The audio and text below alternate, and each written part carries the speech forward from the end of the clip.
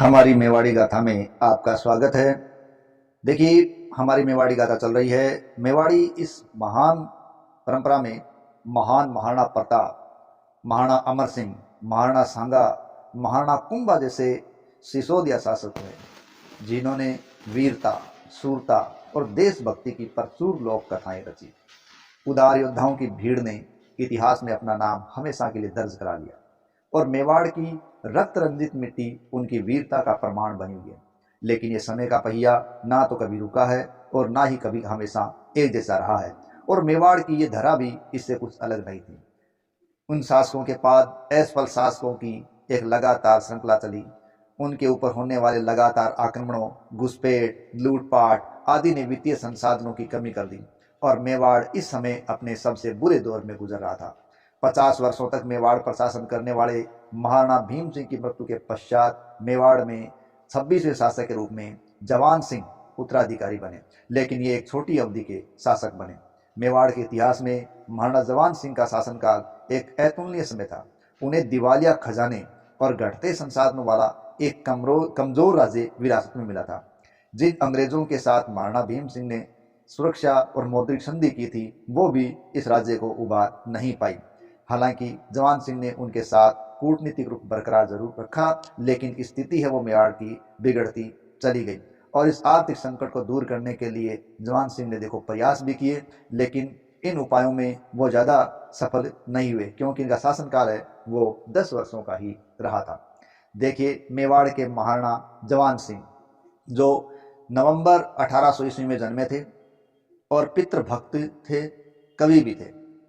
यहाँ ये शिकार के अच्छे शौकीन थे, लेकिन इनकी एक बात इतिहास में बहुत ही प्रसिद्ध है कि ये नौकर और मालिक के बीच जो संबंध है वो मेवाड़ के इतिहास में इससे बेहतर कभी नहीं थे। अगर नौकरों से कभी कोई गलती हो जाती तो उसे दंडित करने की बजाय उसको समझाते और नसीहत देते। इसी प्रकार जब किसी नौकर की मृत्यु हो जाती तो उसके बच्चों के सर पर हाथ रखते और ये कहते कि मैं हूं ना, और उसका खुद ही पूरा जिम्मेदारी ले लेते। इस प्रकार नौकर और मालिक का जो संबंध था वो मेवाड़ में जवान सिंह से बेहतर नहीं था। ठीक है। और कविराज श्यामल दास इनके बारे में ऐसी ही बातें लिखते हैं। रियासती प्रबंध का इनको अच्छा ज्ञान था। ये किसी की बात यदि अच्छी नहीं लगती तो मानते नहीं थे, चाहे वो गवर्नर ही क्यों ना हो। इनका राज्याभिषेक मार्च 1828 को हुआ था और मानना चाहते थे कि रियासत के सभी जमा खर्च का काम है उनके सामने हो।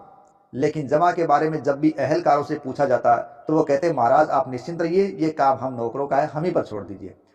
इस प्रकार अहलकार मनमानी करते।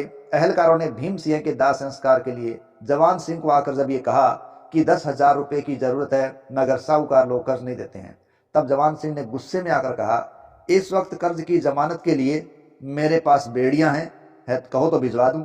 ये सुनकर लोग डर गए और सारा काम बगैर किसी रुकावट के हो गया। जब शासनकाल शुरू हुआ तो इन्होंने 1818 में कर्नल स्पीयर्स के कार्यों का भी विरोध किया था और उस विरोध के द्वारा सरकार को भूमट का इलाका इनको वापस देना पड़ा। इनके शासनकाल में बेंगू के रावत किशोर सिंह चूड़ावत ने होलकर के इलाकों पर हमला किया और उसके कई इलाकों को नुकसान पहुंचाया। 1830 में अंग्रेजों का जब खिराज बढ़ता चला गया तो जवान सिंह ने प्रधान राम सिंह से इसके बारे में जवाब तलब किया, लेकिन प्रधान राम सिंह को स्पष्ट जवाब नहीं दे सके तो गुस्से में आकर जवान सिंह ने उनको कैद कर लिया और शेर सिंह को अपना नया प्रधान बना लिया। इस प्रकार तुरंत निर्णय लेने वाले ये शासक थे। 1831 में नाथद्वारा के गोस्वामियों ने नाथद्वारा के मंदिर को मेवाड़ से अलग करने का प्रयास किया, जिसे महाराणा ने असफल कर दिया। इसी प्रकार 1832 में फरवरी में governor general lord William Bentinck से इन्होंने अजमेर में मुलाकात की और इस मुलाकात के समय प्रधान शेर सिंह और वीर विनोद ग्रंथ के लेखक कवि राजा श्यामल दास के पिता, जो कि मेवाड़ के पुरोहित थे, श्यामनाथ, वो भी इनके साथ थे। महाराणा को अजमेर में 19 तोपों की सलामी दी गई और मुलाकात में महाराणा ने विलियम बेंटिंग से कहकर शाहपुरा फरगने को वापस देने की बात कही और शाहपुरा फरगने से अंग्रेजी सेना हटा ली गई और शाहपुरा मेवाड़ को लौटा दिया गया। जून 1833 के अंदर महाराणा जवान सिंह की पत्नी देवड़ी रानी का देहांत हो गया था। 1833 की ही बात है, जूड़ा के भीलों ने सिरोही के निकट 8 अंग्रेजों को मार दिया तो कर्नल स्पीयर्स ने यह इलाका फौज भेजकर खाली करवाया और जवान सिंह के सुपुर्द कर दिया। अंग्रेज सरकार ने जवान सिंह को सलाह दी कि एक मेवाड़ भील कोर स्थापित की जाए जो भीलों पर अंकुश रखे, लेकिन इस प्रकार की कोई कोर स्थापित करने से जवान सिंह ने इनकार कर दिया। अगस्त 1833 में महाराणा ने तीर्थ यात्रा की। इस तीर्थ यात्रा के दौरान वो एकलिंगजी, गोवर्धनपुरी, वृंदावन, मथुरा, अयोध्या, बनारस आदि कई जगहों की यात्रा करते हैं। और 1834 में इसी तीर्थ यात्रा के दौरान जब वो रीवा पहुंचे तो रीवा के महाराज जयसिंह ने अप्रैल 1834 को अपनी पोती का विवाह महाराणा से कर दिया था।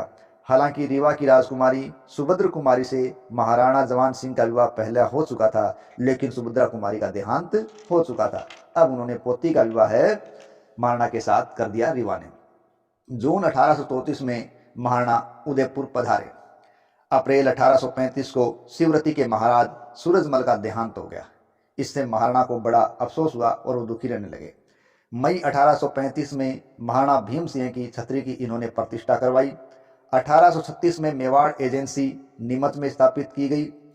1837 में महाराणा जवान सिंह ने बांकी के मगरे में महाकालिका मंदिर की प्रतिष्ठा करवाई। इसी प्रकार जवान सिंह ने पिछोला झील के किनारे गलकी नामक नटनी का एक चबूतरा बनाया। गलकी नामक नटनी का चबूतरा पिछोला झील के पास। पिछोला झील के पास ही इन्होंने जल निवास नामक एक महल भी बनवाया था। 1837 में नेपाल के महाराजा राजेंद्र विक्रम शाह ने मेवाड़ के रीति रिवाजों को जानने के लिए कुछ स्त्रियों और पुरुषों को यहाँ भेजा था। नेपाल वालों ने गज नायक नामक एक हाथी भी महाराणा को भेंट किया था। अगस्त 1838 में महाराणा के सिर में रात को सोते हुए भयंकर दर्द उठा और ये दर्द है वो लगातार बढ़ता गया। काफ़ी उपचार करवाया लेकिन कुछ नहीं हो सका। उसी पीड़ा से कुछ दिनों बाद इस 37 वर्षीय महाराणा की मृत्यु हो गई। इस प्रकार प्रजापालक शासक है उसका शासनकाल लगभग 10 साल रहा। हालांकि कोई पुत्र नहीं था, इसलिए सिसोदिया की बागोर शाखा के शिवदान सिंह के पुत्र सरदार सिंह अगले महाराणा बने और ये सरदार सिंह महाराणा संग्राम सिंह द्वितीय के वंशज थे। धन्यवाद।